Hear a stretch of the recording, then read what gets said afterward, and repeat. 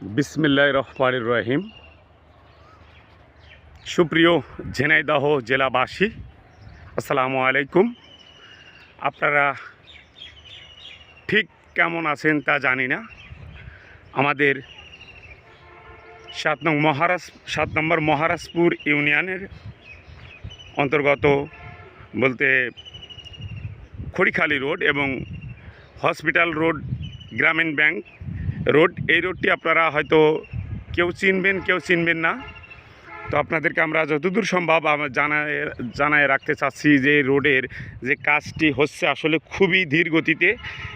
প্রথমত আমরা একটু জানাতে চাচ্ছি যে কৃষক ভাইয়েরা কিন্তু এই রোডে, এই রাস্তায় পাশে ধান লাগিয়েছে।